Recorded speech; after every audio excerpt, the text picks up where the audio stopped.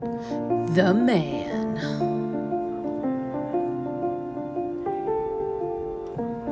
The myth.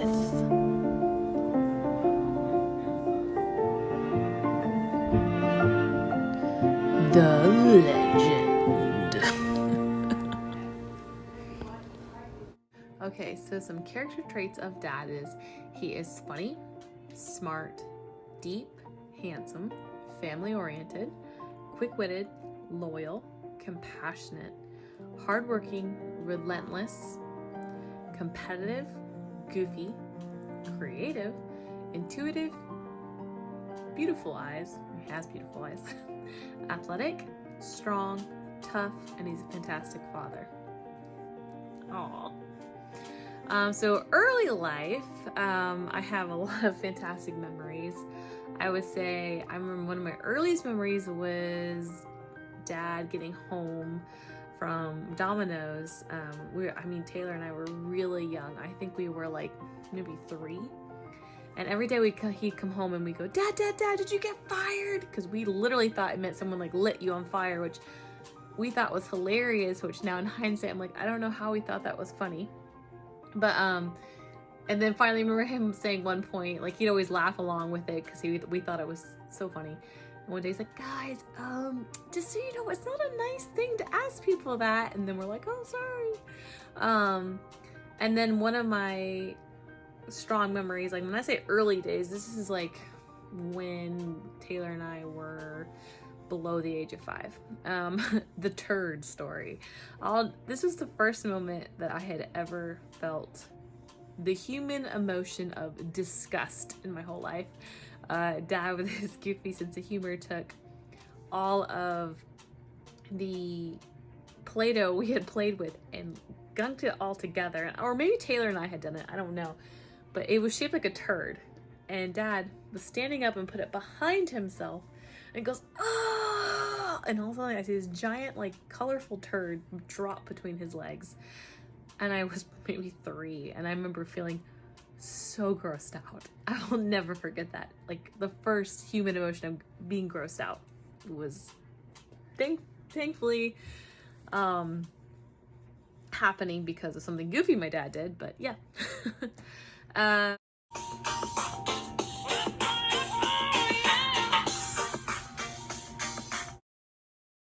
I will never forget that this was one of my favorite songs to dance with Dad to. Me, Taylor, and Dad would dance to this when we were like 3. We would just live it up in the living room, and it was one of the funnest memories I ever had in my whole life. So, all thanks to Dad. Another strong early memory I have was Dad. He told me that he got involved with our sports, and I remember him coaching all my soccer teams since I was very little, because he said he saw like me not having confidence in sports, which he started coaching and definitely gave that confidence to me, because I remember being very fierce when I was playing. So I am so grateful that Dad went ahead and did that for me. One of my craziest also memories, and I think the fear of people crawling at me, was the funnest game we'd play hot lava, where you can't go on the floor. We'd have to jump from furniture to furniture, and Dad would get on his hands and knees and he would book it. He crawled so fast. It was like terrifying, but so fun. And to this day, if someone crawls at me, I freak out, but like in a funny way, but also like, post-traumatic stress. But it was one of the funnest games I remember playing, that thrill. I remember Dad being fearless. He would be one time during elementary school, being homeschooled, didn't have very many friends, and I was extremely lonely at one point, and I was like, I have no friends. So Dad got me in the car, and we went looking for friends, like literally knocking on doors looking for friends. And I'll never forget just the boldness he had to do that, and we actually found some friends for me at the time, which has helped me with my own daughter, when we go to parks, to approach certain running clubs or friends, because I saw Dad do that for me. One of the first moments I ever had like human compassion was when one time my first best friend in my whole life, one of my only friends, moved away, and no one really said a whole lot about it, like, oh, that's so sad. But I was like maybe 8, and I remember she had moved, it'd been a couple days, and Dad knew that we played every day together. And I was just up in my room, and he just came in, sat down, and asked me, how are you feeling about, Emily moving away? Are you okay? And that was one of my first moments I ever had registered anyone showing like any empathy towards me my whole life. I was just like, someone was asking me how I'm feeling. This has never happened. So that was just a very sweet moment. I'll never forget it. In case you're too emotional, here's a quick picture of Taylor when he's 80. I went ahead and aged him on a app. You're welcome, Taylor. In middle school, Dad was highly involved. I mean, with youth group and sports. Good Lord, he was pretty much with us every day. I mean, it was awesome. He'd come to our camps. He was the, counselor. He coached all our soccer teams and baseball teams. He ran Wednesday soccer, which lasted for like 6 years, where like all these kids and adults, like from ages like 5 all the way up to like 50 years old, would all come out, and we would all play soccer together. I mean, and sometimes there was like 45 people on the field with 2 balls, and it was some of the most magical time of my whole life. I think that a lot of people got led to Christ during that time, because Dad would all pile up in his old Lincoln and go to youth group, and he would drive all the middle schoolers to youth group. And I remember a lot of my friends, I think they became saved after that, just from Dad running this impromptu soccer thing for 6 years and then bringing them to church. I mean, it was really quite a ministry. In high school, as you can tell, that's quite a legit picture of me there. Dad was at every single game. He was always there. He was always the first person I'd come to if I needed something. But I have a funny story. Is one time Dad and I don't know what got into our heads. This kind of shows how similar we are.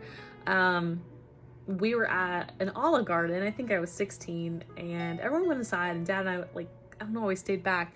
But we saw this big old like truck, like it was like jacked up on these wheels, and it had like this massive bull horns on the front of the truck, like giant 3-foot, 4-foot bull horns.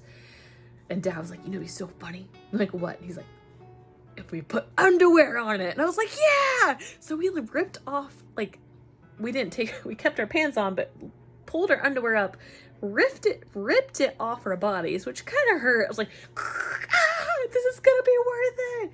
And we put it on the bull horns, and we just left giggling, thinking it was the funniest thing ever. Whoever's gonna come back and see that. And to this day, I wish I could fly on the wall and see that person come back to their truck with underwear on it. And then there's quite a few honorable mentions, which you will see next. And anyways, Dad, I love you. Happy Father's Day.